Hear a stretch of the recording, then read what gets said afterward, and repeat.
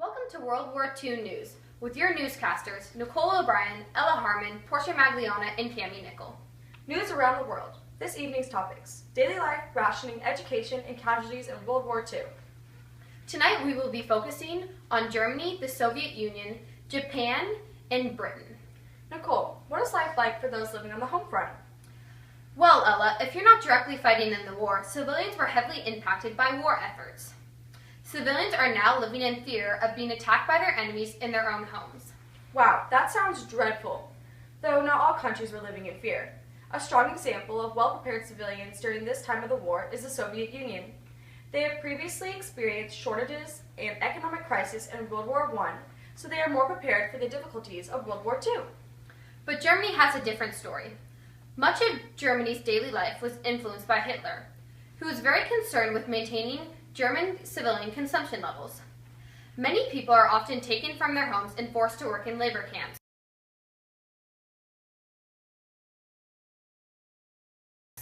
Children go to school in the Hitler Youth, and many young women are involved in war work or assisting in facilities like hospitals. And in Japan, like in many other countries engaged during the war, women worked the factories helping produce military supplies. Due to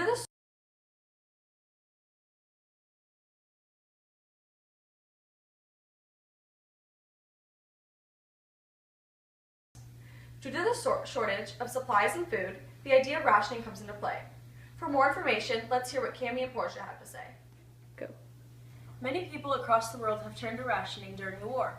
Rationing is the act of putting a restriction or limit on the amount of food that each person is allowed to have. The idea of rationing began in the late 1930s. To control rationing, people were required to use ration cards, which are similar to coupons. To buy most rationed items, a family had to register at chosen shops and were provided a ration book containing these coupons. In the Soviet Union, rationing was implemented in 1941. The first ration goods were bread, flour, cereal, pasta, butter, margarine, vegetable oil, meat, fish, sugar, and confectionery. Peasants are not allowed to have any rations and had to make do with local resources. In Germany, rationing began in 1939. Men that were involved in heavy industry are given extra rations, while Jews are given very little rations.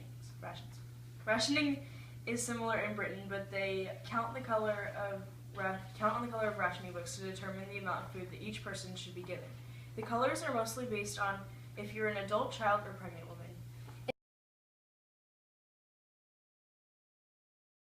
In Japan, there are two types of rations, A and B. The A ration normally consists of 30.7 ounces of rice, 5.3 ounces of fish or meat, and a small amount of seasoning and flavoring. The B ration normally consists of 24.4 ounces of hard biscuits in 3 paper bags, which is enough for 3 meals, 2.1 ounces of meat or fish, and a small amount of seasoning like salt and sugar. Rationing is necessary in many countries in order to save money and cope with the shortages of food. Now let's turn it over to Nicole and Ella so we can learn more about education. Though it seems that children did not play a large role in World War II, they were directly affected by the efforts of the war. For elementary schools, high schools, and universities, the war affects enrollment, the availability of teachers and professors, lessons taught, curriculum, and extracurricular activities. Math, science, and history weren't the only basic lessons children were taught in schools. They were taught about the meaning of the war and the role their country played in the war.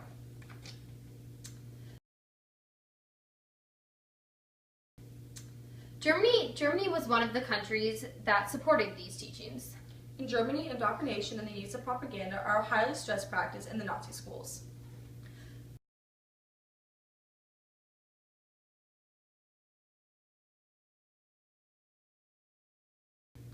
But all teachers had to be careful about their wording when teaching children about these dangerous topics. The children were encouraged to inform authorities if a teacher had said something they did not agree with. The Nazis' curriculum was enforced by Hitler. The sole purpose of this educational structure is to create a future generation that is loyal to Hitler and the Nazis. In Britain, things were done a bit differently since the government had made plans for evacuation of all children from Britain's large cities. The country was divided into 3 areas: evacuation, neutral, and reception, which is where the evacuees would be sent, including teachers and some students. But since many evacuees were not students, too many children were left without education. Those who remained in school had to share the teaching buildings with other evacuees, resulting in the double shift system, which involved children using the classrooms in the morning and the evacuees were taught in the afternoon.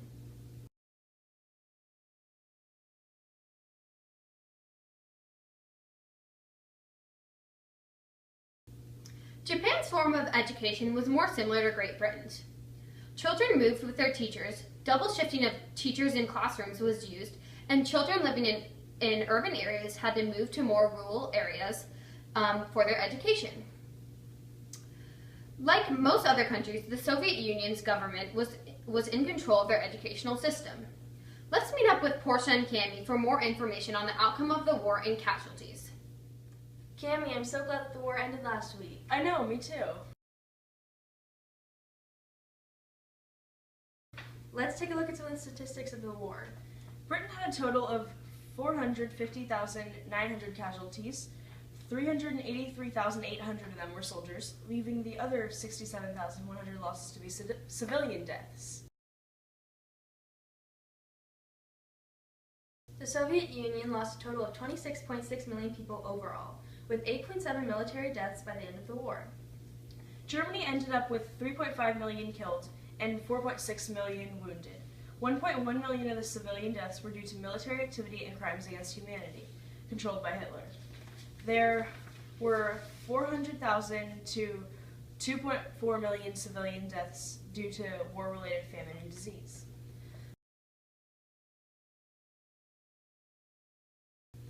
By the end of the war, Japan had suffered 2 million casualties, the Battle of Okinawa alone resulting in 80,000 to 150,000 civilian deaths.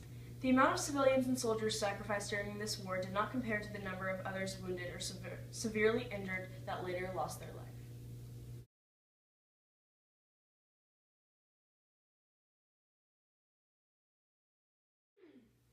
Okay, ready? Overall, World War II had a large impact on not only those who were fighting in the war, but the civilians at home who were in fear of what was going to come next. World War II was a big awakening for the soldiers, countries fighting in the war, and civilians being targeted in their own homes. This is a whole new playing field compared to World War I. We are lucky that this war has come to an end and hope to have peace in the near future. Thanks for watching World War II News at 6. Tune in next week to hear about the end effects of the war and how Reconstruction can work its way into rebuilding the affected countries. This has been a nightly news report by Cami Nickel, Nicole O'Brien, Ella Harmon, And Portia Magliana. See you next week. Bye!